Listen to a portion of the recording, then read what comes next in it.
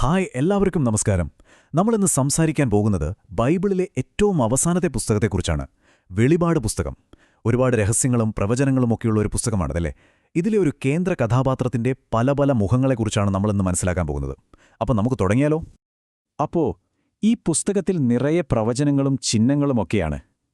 ഇത് വായിക്കുമ്പോൾ സ്വാഭാവികമായും ഒരു ചോദ്യം വരും, അല്ലേ? ആരാണിതിലെ പ്രധാനി? ആരെക്കുറിച്ചാണ് ഈ പുസ്തകം ശരിക്കും സംസാരിക്കുന്നത്? നമുക്കൊരുമിച്ച് ഈ ഉത്തരം കണ്ടെത്താനൊന്ന് ശ്രമിച്ചു നോക്കാം. അതിന്റെ ഉത്തരം തുടങ്ങുന്നത് ഒരു നമ്പറിലാണ്, 17. അതെ, വെളിപാട് പുസ്തകത്തിൽ ഈ കേന്ദ്രകഥാപാത്രത്തെ വിശേഷിപ്പിക്കാൻ ഉപയോഗിക്കുന്നത് 17 വ്യത്യസ്ത പേരുകളാണ്. ആലോചിച്ചു നോക്കൂ, ഓരോ പേരും ആ വ്യക്തിത്വത്തിന്റെ ഓരോ ഭാഗത്തേക്കുള്ള ഒരു താക്കോല് പോലെയാണ്. അപ്പോ നമുക്ക് ആദ്യത്തെ കുറച്ച് പേരുകളിലേക്ക് കടക്കാം, അല്ലേ? ഈ പേരുകൾ പ്രധാനമായും പറയുന്നത് ആ വ്യക്തിയുടെ അധികാരത്തെക്കുറിച്ചും സത്യം വെളിപ്പെടുത്തുന്ന ആളെന്ന നിലയിലുള്ള അദ്ദേഹത്തിന്റെ പങ്കിനെക്കുറിച്ചുമാണ്.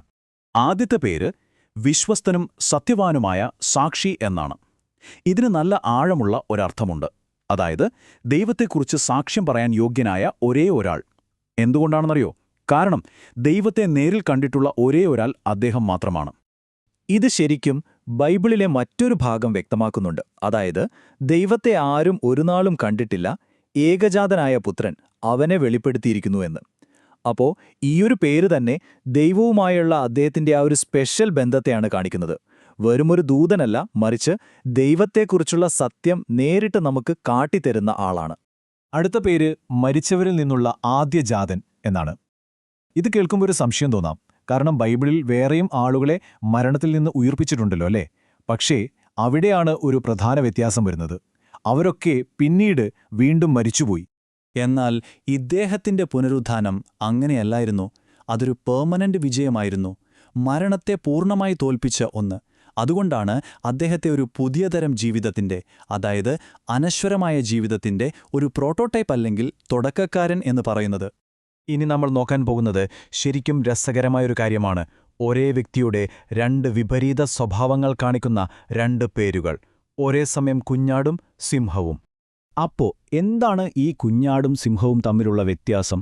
ഒന്ന് ത്യാഗമാണെങ്കിൽ മറ്റേത് ശക്തിയാണ്. ഒന്ന് വീണ്ടെടുപ്പാണെങ്കിൽ മറ്റേത് ന്യായവിധിയാണ്. കുഞ്ഞാട് എന്ന റോള് സഭയ്ക്ക് വേണ്ടിയുള്ളതാണെങ്കിൽ സിംഹം എന്ന റോള് ഇസ്രയേലിന് വേണ്ടിയുള്ളതാണ്. അപ്പോൾ ഒരേ വ്യക്തിയുടെ തന്നെ രണ്ട് വശങ്ങളാണ് നമ്മളിവിടെ കാണുന്നത്. കുഞ്ഞാട് എന്ന് പറയുമ്പോൾ നമ്മുടെ മനസ്സിലേക്ക് വരുന്നത് ത്യാഗമാണ്, അല്ലേ?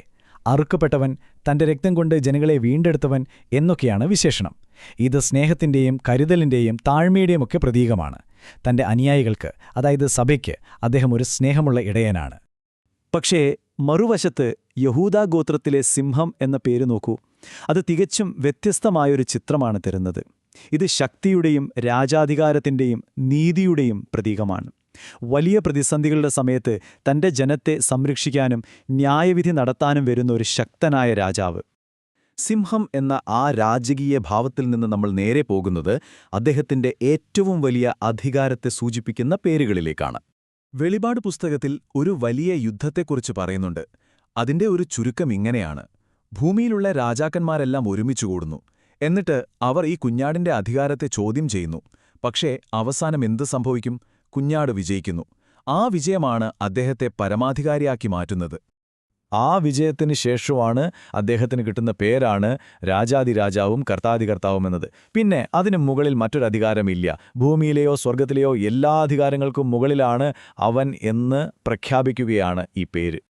ഇനി നമ്മൾ അവസാനത്തെ ഒരു വിഭാഗത്തിലേക്ക് കടക്കുകയാണ്. ഈ പേരുകൾ സംസാരിക്കുന്നത് അദ്ദേഹത്തിന്റെ സമയത്തിനതീതമായ, അതായത് നിത്യമായ ഒരു സ്വഭാവത്തെക്കുറിച്ചാണ്. അൽഫയും ഒമേഗയും. ഇത് ഗ്രീക്ക് അക്ഷരമാലയിലെ ആദ്യത്തെയും അവസാനത്തെയും അക്ഷരങ്ങളാണ്. അതായത് എയും സെഡും പോലെ. ഇതെന്തിനെയാണ് സൂചിപ്പിക്കുന്നത്? പൂർണ്ണതയെ. എല്ലാം തുടങ്ങുന്നതും അവസാനിക്കുന്നതും അവനിലാണ് എന്ന ആശയത്തെ. തുടക്കവും ഒടുക്കവുമെല്ലാം അവൻ തന്നെ. ഈ ഒരു ആശയം, അതായത് നിത്യത എന്ന ആശയം, വെളിപാട് പുസ്തകത്തിൽ പല പേരുകളിലായി ആവർത്തിക്കുന്നത് കാണാം. അൽഫയും ഒമേഗയും, ആദ്യനും അന്ത്യനും, ആരംഭവും അവസാനവും, പിന്നെ ദൈവവചനം, ദൈവപുത്രൻ എന്നിങ്ങനെയുള്ള പേരുകളെല്ലാം അദ്ദേഹത്തിന്റെ ആ ദൈവികമായ, കാലത്തിനതീതമായ സ്വഭാവത്തെയാണ് വീണ്ടും വീണ്ടും ഉറപ്പിക്കുന്നത്. അപ്പ ചുരുക്കി പറഞ്ഞാൽ, ഈ അവസാനത്തെ പേരുകൾ നമ്മളോട് പറയുന്നതെന്താണ്? അദ്ദേഹം വെറുമൊരു ചരിത്രപുരുഷൻ മാത്രമല്ല, മറിച്ച് ഈ കാണുന്ന എല്ലാത്തിൻ്റെയും സൃഷ്ടാവും അതിനെ നിലനിർത്തുന്നവനുമാണ്. കാലത്തിനും ചരിത്രത്തിനുമൊക്കെ അപ്പുറത്താണ് അദ്ദേഹത്തിന്റെ സ്ഥാനം. അപ്പോൾ നോക്കൂ, നമ്മൾ എവിടെ നിന്നാണ് തുടങ്ങിയത്? ത്യാഗം ചെയ്യാൻ തയ്യാറായ ഒരു കുഞ്ഞാടിൽ നിന്ന് തുടങ്ങി ഇപ്പോൾ എത്തി നിൽക്കുന്നത് ഈ പ്രപഞ്ചത്തിന്റെ തന്നെ രാജാവിലാണ്. അപ്പോൾ ഒരു ത്യാഗിയായ കുഞ്ഞാട് മുതൽ ഈ പ്രപഞ്ചത്തിന്റെ അധിപൻ വരെ ഈ പേരുകളെല്ലാം ചേർത്ത് വായിക്കുമ്പോൾ ചരിത്രത്തിലെ ഏറ്റവും സ്വാധീനമുള്ള ഈ വ്യക്തിയെക്കുറിച്ച് നമുക്ക് കിട്ടുന്ന ചിത്രം എത്ര വലുതാണല്ലേ? ഇത് നമ്മുടെ കാഴ്ചപ്പാടുകളെ എങ്ങനെയാണ് മാറ്റുന്നത്? ശരിക്കും ചിന്തിക്കേണ്ട ഒരു കാര്യമാണത്. ഈയൊരു ചിന്തയോടെ നമുക്ക് ഇന്നത്തെ ഈ വിവരണം ഇവിടെ അവസാനിപ്പിക്കാം.